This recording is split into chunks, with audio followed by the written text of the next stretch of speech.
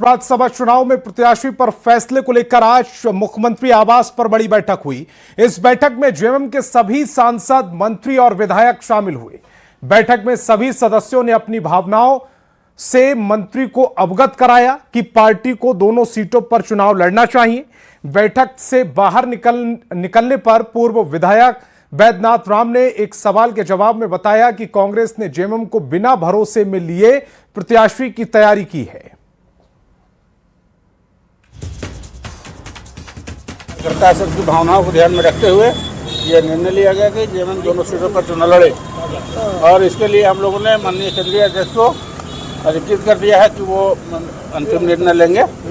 हम लोगों ने अपनी राय दी है कि दोनों सीट पर हम लोग को चुनाव लड़ना चाहिए, क्योंकि जो बातें आई है उस तरह होता नहीं है। सिर्फ पहले तो ये कहा गया कि मुख्यमंत्री तय करेंगे, उनके पसंद का प्रत्याशी होगा, लेकिन अचानक से विदाउट कंसेंट कांग्रेस के प्रत्याशी का नाम घोषित हो गया है। राज्यसभा चुनाव में प्रत्याशी को लेकर सरगर्मी अपने क्लाइमेक्स पर है। मुख्यमंत्री आवास पर आज सीएम हेमंत सोरेन की अध्यक्षता में पार्टी के सभी सांसद, मंत्रियों और विधायकों की बैठक हुई। इस बैठक में तमाम लोगों ने, चाहे वो सांसद हो, मंत्री हो, विधायक हो, सभी ने मुख्यमंत्री को अपनी इस भावना से अवगत कराया कि जेएमएम को दोनों सीटों पर चुनाव लड़ना चाहिए। साथ ही कांग्रेस ने जिस तरीके से अपने प्रत्याशी प्रणव झा के नाम की घोषणा कर दी, जेएमएम को वो भी रास नहीं आया और जेएमएम के तमाम पार्टी सांसद, मंत्री और विधायकों ने कहा कि वास्तव में अब ऐसे में आपको जेएमएम को दोनों सीटों पर चुनाव लड़ना चाहिए। हालांकि अंतिम फैसला मुख्यमंत्री हेमंत सोरेन लेंगे और जो बताया जा रहा है कि जल्द इस पर आज या कल आपको जेएमएम की ओर से फैसला ले लिया जाएगा। लेकिन ये सही है कि गठबंधन के अंदर जिस तरीके से कांग्रेस की ओर से प्रत्याशी के नाम का फैसला लिया गया वो जेएमएम को पसंद नहीं आया। संजय कुमार सिन्हा, न्यूज़ 18, रांची। मुख्यमंत्री आवास में बैठक में शामिल होने के बाद मंत्री योगेंद्र प्रसाद ने बयान दिया। उन्होंने कहा कि पार्टी के सभी सांसद, मंत्रियों और विधायकों ने अपनी भावना से मुख्यमंत्री को अवगत करा दिया है। पार्टी को दोनों सीटों पर चुनाव लड़ना चाहिए। अब अंतिम फैसला सीएम हेमंत सोरेन लेंगे। पार्टी की जो दबाव है, पार्टी संगठन का जो दबाव है, उस आधार पर हम लोग अधिकृत किए हैं माननीय मुख्यमंत्री जी को, माननीय केंद्रीय अध्यक्ष जी को कि भाई विचार होना चाहिए कि दोनों सीटों पर चुनाव झारखंड मुक्ति मोर्चा लड़े। और तो बैठक में यही तय हुआ कि दोनों सीटों पर जेएमएम अपना उम्मीदवार देगा। जी बिल्कुल नहीं, बैठक में यह आम सहमति, सर्वसम्मति से जितने मेंबर थे निर्णय लिया गया कि भाई दोनों सीटों पर झारखंड मुक्ति मोर्चा राज्यसभा में अपनी प्रत्याशी उतारे कि जो समीकरण है उस समीकरण के आधार पर उतारना चाहिए। बाकी पार्टी को केंद्रीय अध्यक्ष को अधिकृत किया गया है कि भाई नामों पर पार्टी के केंद्रीय अध्यक्ष नामित किए गए हैं, अधिकृत किए गए हैं कि भाई अब उन नामों की घोषणा करेंगे, लेकिन दोनों सीटों पर चुनाव लड़ेंगे हम। वहीं बैठक में शामिल हुए हफीजुल हसन ने कहा है कि पार्टी का रुख साफ है, जेएमएम दोनों सीट पर चुनाव लड़ना चाहती है। इस संबंध में अंतिम फैसला पार्टी अध्यक्ष और मुख्यमंत्री हेमंत सोरेन को लेना है।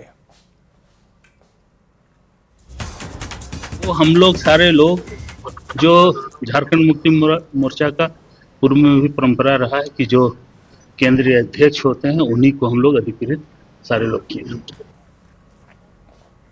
और रांची से बड़ी खबर है, कांग्रेस के राज्यसभा प्रत्याशी प्रणव झा पहुंचे हैं रांची। कांग्रेस प्रभारी के राजू, प्रदेश अध्यक्ष केशव महतो कमलेश समेत कई नेताओं से मुलाकात कर रहे हैं। महागठबंधन के विधायकों से समर्थन को लेकर मुलाकात करेंगे। तो रांची से बड़ी खबर है, कांग्रेस के राज्यसभा प्रत्याशी प्रणव झा रांची पहुंचे। कांग्रेस प्रभारी के राजू, प्रदेश अध्यक्ष केशव महतो कमलेश समेत कई नेताओं से उन्हें मुलाकात करनी है। महागठबंधन के विधायकों से भी समर्थन को लेकर वो मुलाकात करेंगे।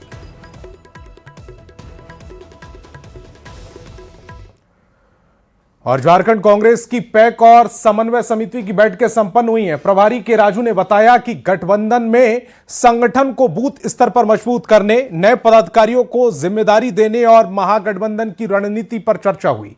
रांची, जमशेदपुर, सिंहभूम समेत 7 संसदीय क्षेत्रों में प्रभारियों के साथ भी संगठन की तैयारियों की समीक्षा की गई। बाद में फ्रंटल संगठनों के पदाधिकारियों के साथ जमीनी स्तर पर काम मजबूत करने पर चर्चा हुई। मीटिंग में हम विस्तार रूप से चर्चा किया। पॉलिटिकल अफेयर्स कमेटी कैसा काम करेंगे, कौन सा मुद्दे पर उनका दृष्टि देंगे और पार्टी को मजबूत करने के लिए कैसा सुझाव देंगे, कई मुद्दे पर हम डिस्कस किया। राज्यसभा चुनाव को लेकर झारखंड से बड़ी हलचल देखने को मिल रही है। एक तरफ कांग्रेस की तरफ से राज्यसभा के लिए घोषित प्रत्याशी प्रणब झा की मौजूदगी में कांग्रेस पार्लियामेंट्री अफेयर कमेटी यानी कि पैक की बैठक हुई, वहीं दूसरी तरफ मुख्यमंत्री आवास में जेएमएम के सभी मंत्रियों के साथ सीएम ने बैठक की। जानकारी के मुताबिक झारखंड मुक्ति मोर्चा राज्यसभा की दोनों सीटों पर प्रत्याशी उतारने की तैयारी में। इधर कांग्रेस नेता और पूर्व मंत्री आलमगीर आलम ने कहा कि गठबंधन पूरी तरह से एकजुट है और दोनों सीट पर गठबंधन के प्रत्याशी ही जीत दर्ज करेंगे और पार्टी ने उनको कभी उम्मीदवार बनाया है। और आप जानते हैं कि हमारे झारखंड में कोऑर्डिनेशन अलायंस की सरकार चल रही है और झारखंड मुक्ति मोर्चा, कांग्रेस, आरजेडी, लेफ्ट को मिलाकर हमारा 58 मेंबर्स होते हैं। 56 हो रहे हैं और 56 को अगर हम आधा करते हैं तो दोनों सीट एकदम आराम से जीतेंगे। और जेएमएम नेता सुप्रियो भट्टाचार्य प्रेस कॉन्फ्रेंस कर रहे हैं, सीधे उस प्रेस कॉन्फ्रेंस में लेकर चलते हैं। और हमारा गठबंधन दोनों सीटों पर अपनी जीत दर्ज करवाने के लिए पर्याप्त है। आप सबको मालूम होगा कि 2024 का लोकसभा का चुनाव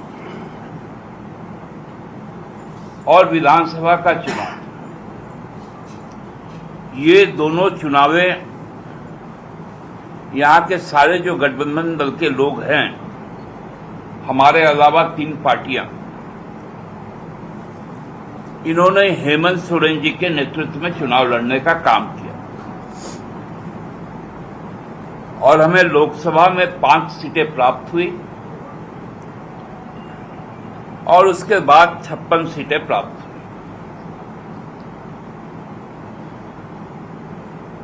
और हमने सरकार का भी गठन किया। ये दोनों चुनाव हेमंत सोरेन जी के नेतृत्व में ही हुआ। आने वाला राज्यसभा का चुनाव भी हेमंत सोरेन जी के नेतृत्व में ही होगा। हम झारखंड मुक्ति मोर्चा के लोगों ने अपने केंद्रीय अध्यक्ष आदरणीय हेमंत सोरेन जी से कहा है, क्योंकि कड़ी मेहनत के बाद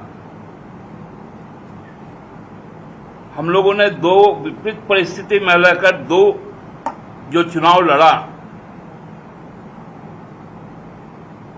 तो इस बार के दोनों जो सीट है वो झारखंड मुक्ति मोर्चा का ही उम्मीदवार को मिलना चाहिए,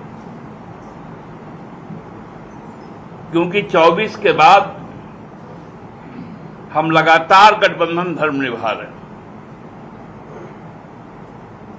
उसके बाद बिहार में चुनाव हुआ विधानसभा का।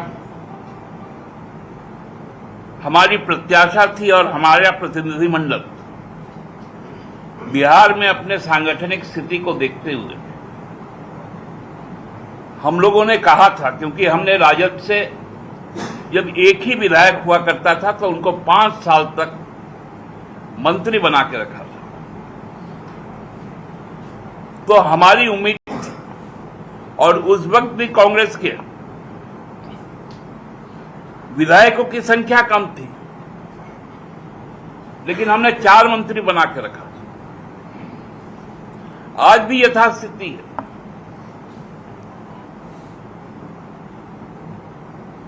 लेकिन बिहार में हमें उचित तो छोड़िए, प्रतिनिधित्व यही नहीं मिला। तो सुप्रिया भट्टाचार्य की नाराजगी कांग्रेस से आप साफ तौर पर सुन रहे थे। वो बिहार विधानसभा चुनाव का जिक्र कर रहे थे, कह रहे थे कि वहां पर जेएमएम को प्रतिनिधित्व नहीं मिला। जब कांग्रेस झारखंड में कमजोर थी तब उन्होंने मंत्री भी बनाकर उनको रखा। आगे बढ़ेंगे। राज्यसभा की 2 सीटों के लिए होने वाले चुनाव को लेकर सियासी सरगर्मी तेज है। 18 जून को होने वाले चुनाव को लेकर बीजेपी आज अपने प्रत्याशी की घोषणा कर रही है। जेएमएम प्रत्याशी का भी ऐलान जल्द हो सकता है। कांग्रेस ने प्रणब झा को प्रत्याशी बनाया है, वहीं कांग्रेस को समर्थन देने पर जेएमएम फिलहाल चुप है, जबकि जेएमएम का एक सीट पर लड़ना तय है। वो तय कर रही है, तय करेगी तो हमें लगता है कि आज शाम तक भी खबर मिल सकती है, कल सुबह तक भी हो सकता है। वो 8 तारीख के पहले सब कुछ हो जाएगा। संख्या बल थोड़ा अगेंस्ट है आप लोगों के? संख्या तो हमने कहा कि मतदाता 81 मतदाता अपने वोट दे करके तय करेंगे कि किनको यहाँ से भेजना है। इसलिए संख्या कम नहीं है, संख्या 81। और राज्यसभा की 2 सीटों की चुनाव प्रक्रिया शुरू होते ही सियासी सौदेबाजी और क्रॉस वोटिंग की चर्चा तेज है। विधानसभा में जेएमएम कांग्रेस आरजेडी गठबंधन के पास फिलहाल 56 विधायक हैं। संख्या बल के आधार पर गठबंधन दोनों सीटें आसानी से जीत सकता है, लेकिन बीजेपी उम्मीदवार उतारने की तैयारी ने राजनीतिक उठापटक को दिलचस्प बना दिया। झारखंड का राजनीतिक इतिहास भी इसे खारिज नहीं करता। राज्य गठन के बाद शायद ही कोई राज्यसभा चुनाव ऐसा रहा हो जिसमें क्रॉस वोटिंग या विधायकों की खरीद फरोख्त को लेकर सवाल ना उठे हो। इस बार भी चुनाव भी झारखंड की राजनीतिक परिपक्वता की बड़ी परीक्षा माना जा रहा है।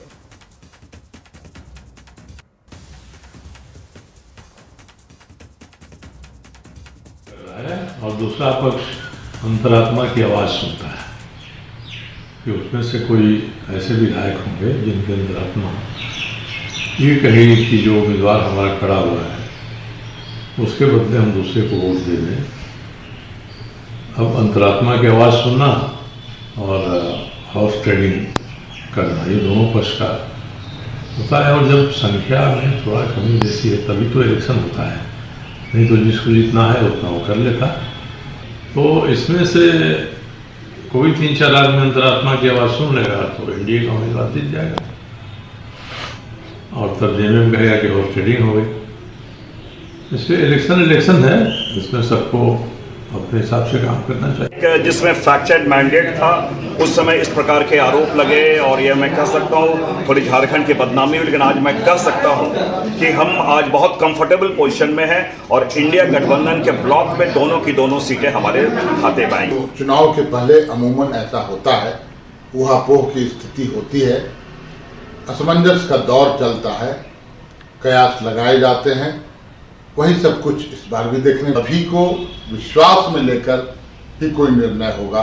इंडिया गठबंधन अटूट रहेगा, एकजुट रहेगा, दोनों उम्मीदवार हमारे चुनाव जीतेंगे। राज्यसभा चुनाव को लेकर सियासत तेज हो गई है। इंडिया महागठबंधन के पास आंकड़े पर्याप्त हैं, चूंकि 56 विधायक इसके पास हैं। 2 सीटों के लिए 28 विधायक पर्याप्त हैं, लेकिन वहीं बीजेपी ने अपना उम्मीदवार खड़ा करने को लेकर सियासत तेज हो गई है, चूंकि पर्याप्त संख्या से काफी कम है। अब देखना है कि जिस तरह से लगातार झारखंड की राजनीति में राज्यसभा का केंद्र बिंदु बन गया है, आने वाला वक्त ही तय करेगा। कैमरामैन प्रभाकर के साथ निरंजन सिंह, न्यूज 18 रांची। राज्यसभा चुनाव की हलचल के बीच आरजेडी के विधायक ने बैठक की और अपनी तैयारियों का संकेत दिया। इतना ही नहीं, पार्टी ने कांग्रेस और जेएमएम पर राज्यसभा चुनाव को लेकर बातचीत नहीं करने का भी आरोप लगाया। तो कोई स्ट्रेटजी नहीं है, और ना ही जेएमएम से और ना ही कांग्रेस पार्टी के किसी नेताओं ने हम लोगों से संपर्क किया है। जो इंडिया गठबंधन के हम लोग पार्ट हैं, हम लोग बैठ कर के निर्णय लिए हैं, पूरे राज्य का दौरा करेंगे, संगठन को मजबूत करेंगे, और हम लोगों को पार्टी को मजबूत करते हुए आने वाला समय में हम लोग मजबूती के साथ जो है हम लोग चुनाव लड़ेंगे। खबर राजधानी रांची से है, जहां गैंगस्टर प्रिंस खान के नाम पर होटल व्यवसायी से रंगदारी मांगी गई। कैपिटोल हिल के संचालक से 1 करोड़ की रंगदारी मांगी गई। पैसे न देने पर व्यवसायी और पूरे परिवार को जान से मारने की धमकी दी गई। व्हाट्सएप मैसेज के जरिए रंगदारी मांगी गई है। बीते दिनों जल जोगा रेस्टोरेंट को भी मैसेज भेजकर 50 लाख की रंगदारी वहां से भी मांगी गई है।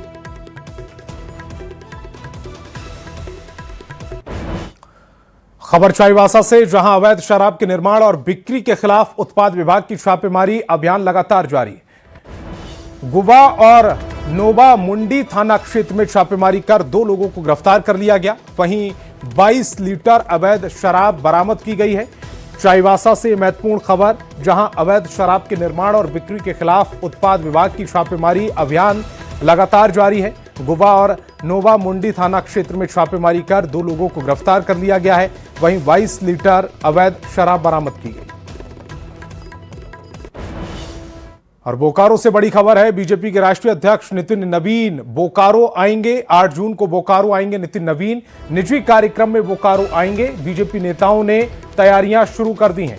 बोकारो से बड़ी खबर है, बीजेपी के राष्ट्रीय अध्यक्ष नितिन नवीन बोकारो आने वाले हैं। 8 जून वो तारीख है जब नितिन नवीन बोकारो में पहुंचेंगे। निजी कार्यक्रम में वो शिरकत करेंगे। बीजेपी नेताओं ने इसको लेकर तैयारियां शुरू कर दी हैं।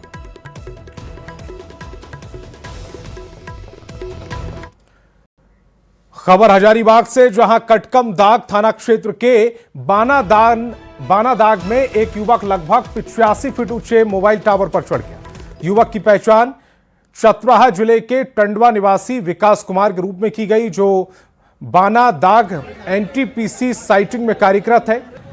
जानकारी के मुताबिक अंचल कार्यालय की कार्यशैली से नाराज होकर युवक ने यह कदम उठाया, क्योंकि उसकी जमीन का म्यूटेशन पिछले 5-6 महीनों से लंबित है। परेशानी ये है सर कि उनको 6 महीना होने चला, अभी तक मोटेशन के नाम पे सीओ सर बोलेंगे कर देंगे और अभी तक नहीं कर रहे हैं। और उनको हम एमएलए टाइगर जयराम कुमार महतो जी से भी बात करवा चुके थे सीओ को, वो सुनिश्चित करने बोले, फिर भी वो नहीं किए। अब इसका वजह, जब एमएलए का बात नहीं सुना जा रहा तो आम जनता का क्या सुनेंगे सर ये लोग। और सीओ को हम चाहते हैं कि जब तक ये सीओ धरातल में नहीं आए तब तक हम रोड जाम नहीं छोड़ेंगे। और दिल्ली में हाल ही में हुए भीषण होटल अग्निकांड से देश भर में होटल सुरक्षा को लेकर चिंता बढ़ गई, लेकिन लगता है कि दुमका के कुछ होटल संचालकों ने अब तक कोई सबक नहीं लिया। जिला प्रशासन और अग्निशमन विभाग की संयुक्त जांच में शहर के 2 प्रमुख होटलों में फायर सेफ्टी के गंभीर अभाव सामने आए हैं। कहीं एक्सपायर फायर इक्विपमेंट मिले हैं, तो वहीं स्मोक डिटेक्टर और स्प्रिंकलर सिस्टम खराब थे। जांच में सामने आया कि दोनों होटलों में ठहरने वाले लोगों की सुरक्षा को लेकर गंभीर लापरवाही बरती जा रही है। दुमका जिले में जितने भी होटल संचालित हैं उनको जांच किया जा रहा है, उनका फायर सेफ्टी नॉर्म्स उनके द्वारा पालन किया जा रहा है कि नहीं किया जा रहा है, ये देखा जा रहा है। और जो भी त्रुटि है उसको निकाल करके उनको दिया जा रहा है कि उन्होंने एनओसी लिया कि नहीं लिया है, ताकि भविष्य की किसी तरह की अप्रिय घटना न हो। ये प्रिकॉशनरी मेजर के तहत जाँच किया। और झारखंड में बस से सफर करने वाले यात्रियों को अब अपनी जेब और ज्यादा ढीली करनी होगी, क्योंकि राज्य भर में बस किराए में 18% तक की बढ़ोतरी कर दी गई। यह फैसला झारखंड बस ऑनर्स एसोसिएशन के चैंबर ऑफ कॉमर्स की बैठक में लिया गया। बस संचालकों का कहना है कि पेट्रोल, डीजल और सीएनजी की लगातार बढ़ती कीमतों के कारण परिचालन लगातार बढ़ रहा है, जिसके चलते किराया बढ़ाना जरूरी हो गया था। हालांकि इसके बढ़ने से आम यात्रियों में नाराजगी देखी जा रही है। झारखंड में बस का सफर अब महंगा होने जा रहा है, यानी महंगा हो चुका है। आपको बता दें कि रांची से आप कहीं भी सफर के लिए जाइए, रांची से धनबाद जाइए, जमशेदपुर, चाईबासा, गुमला, हजारीबाग, जहां भी जाएं, बस का किराया आपको 18% तक बढ़ चुका है। यानी नॉन एसी बस में 18%, एसी बस का सफर करना चाहते हो गर्मी के दिनों में तो 18% से कहीं ज्यादा है। देखिए हम इस समय कांटा टोली बस स्टैंड में है। और भाई बस कहाँ के लिए खुल रही है? ये रांची से सिमडेगा। तो सिमडेगा का जो किराया कल तक था वो कितना था? कल तक 250 रुपया था, आज से 300 रुपया भाड़ा काट रही है।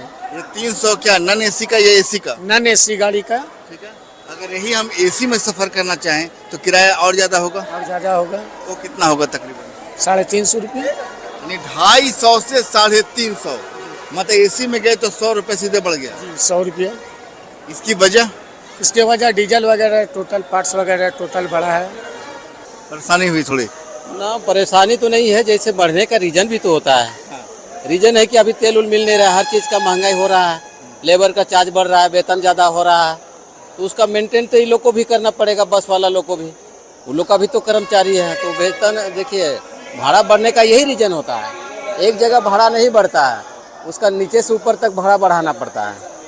देख सकते हैं कि यहाँ पर जो लोग हैं, तमाम यात्री यहाँ बैठे हुए हैं। जाहिर है कि तमाम यात्रियों को 18% तक बढ़ा हुआ किराया अब देना पड़ेगा, लेकिन ये बता दें कि ये किराया जो आपको है राज्य भर के अंदर है, रेट बढ़ा हुआ है। रेट बढ़ा हुआ है जी जी, यानी आज से बढ़े हुए रेट पर ले रहे हैं। हाँ, आज से मतलब सब बढ़ा के कट रहा है। ठीक है, बिल्कुल देख रहे हैं कि यहाँ पर जो है भीड़ काफ़ी ज़्यादा है, लेकिन बताते हैं कदम जो है थमते नहीं हैं, सफ़र कहीं रुकता नहीं है। भले ही कल फैसला ले लिया गया हो कि आपको यात्री किराया जो बसों का है वो 18% तक बढ़ चुका हो, लेकिन याद रखिए कि ये नॉन एसी का किराया 18% तक बढ़ा है। एसी में सफ़र करेंगे तो किराया आपको जो है सीधे 100 से 150 रुपये ज़्यादा लग सकता है। कुल मिलाकर रांची से कहीं भी बाहर सफ़र कीजिए, दूसरे राज्य भी जाइए, किराया बढ़ चुका है। संजय कुमार सिन्हा, न्यूज़ 18 रांची। और विश्व पर्यावरण दिवस के मौके पर रांची नगर निगम की ओर से जयपाल सिंह स्टेडियम में कई कार्यक्रमों का आयोजन किया गया, जिसमें वृक्षारोपण के साथ साथ लोगों को पर्यावरण के प्रति जागरूक रहने के लिए शपथ दिलाई गई। इतना ही नहीं, नुक्कड़ नाटक के जरिए लोगों को जागरूकता का संदेश दिया गया। पर्यावरण दिवस पर आयोजित इस कार्यक्रम में नगर आयुक्त सुशांत गौरव, मेयर रोशनी खलखो और डिप्टी मेयर नीरज कुमार समेत कई निगम कर्मी मौजूद रहे। वहीं इस कार्यक्रम के दौरान तमाम लोगों ने एक पेड़ मां के नाम से पेड़ लगाया। कार्यक्रम के दौरान मेयर और नगर आयुक्त ने स्वच्छता का संदेश देते हुए कहा कि स्वच्छ ऑक्सीजन और वातावरण को लेकर आम नागरिकों को भी सचेत रहने की जरूरत है। इस पर्यावरण दिवस केवल एक दिन का मात्र नहीं है, मैं इसे हर दिन अपने जीवन और सभी रांचीवासी, राजधानी वासियों से अपील करती हूँ कि इसे हर दिन अपने जीवन में उतारिए। हर एक व्यक्ति अपने और अपने प्रियजनों के नाम से अगर एक एक वृक्ष लगाएगा तो सचमुच हमारी रांची राजधानी ग्रीन सिटी और क्लीन सिटी बनेगी। देखिए, हमारे देश के यशस्वी प्रधानमंत्री ने भी संदेश दिया था, माँ के नाम पेड़, और अभी रिश्तों के नाम पेड़। हम हमारे जितने भी परिवार के लोग हैं, हम उनके नाम से एक एक पेड़ लगाएंगे तो हमारा झारखंड जो जैसे पहले था हरियाली भरा वैसे हो जाएगा। निगम के हर वासियों के रूप में सबकी एक जिम्मेवारी बनती है कि हम सब पेड़ लगाएं, हम सब पर्यावरण को स्वच्छ रखें, हम सब जितने टीम वर्क की भावना से काम करें।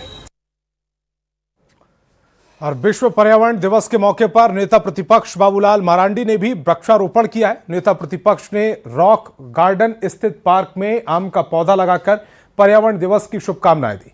उन्होंने कहा कि आज हर व्यक्ति को एक पेड़ मां के नाम जरूर लगाना चाहिए।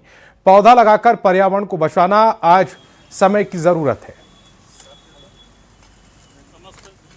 पर्यावरण दिवस के शुभ अवसर पर पहले तो हमारी ओर से बधाई और शुभकामना है, और साथ ही मैं लोगों से अपील भी करना चाहूँगा और देश के प्रधानमंत्री नरेंद्र मोदी जी के आह्वान भी जनता से मैं करूँगा कि भाई एक पेड़ माँ के नाम आज से कम से कम प्रारंभ हमें करना चाहिए, ताकि पर्यावरण को हम सब लोग बचा सके। पर्यावरण जो प्रदूषित हो रहा है। खबर जमशेदपुर से है, जहां आज विश्व पर्यावरण दिवस के मौके पर वन प्रमंडल के द्वारा सोनारी वन प्रमंडल में ग्रीन वॉक थॉन का आयोजन किया गया है, जिसमें स्कूल, कॉलेज और कई सामाजिक संगठनों के लोगों ने भाग लिया। इसकी शुरुआत RCCF स्मिता, पंकज और जमशेदपुर DFO सवा आलम ने हरी झंडी दिखाकर की। सोनारी वन मंडल कार्यालय से शुरू हुआ। 8 जून विश्व पर्यावरण जमशेदपुर वन प्रमंडल हार्दिक अभिनंदन करते हैं। लोग एक एम्बेसडर के रूप में इधर आए हैं और हम इस तरीके से अगर आगे जाएंगे तो जैसे कि आप लोग देखा है कि जो जितना गर्मी बढ़ रहा है, हम लोग को जीना बहुत मुश्किल हो रहा है। अभी भी खड़ा हो गए तो पूरा पसीना हो रहा है हम लोगों को, जबकि अच्छा मौसम होना चाहिए, इतना सुबह इतना गर्मी नहीं होना चाहिए। But it is actually a kind of signalling by the mother earth. हमारा धरती माँ का एक सिग्नलिंग है कि अभी नहीं है तो कब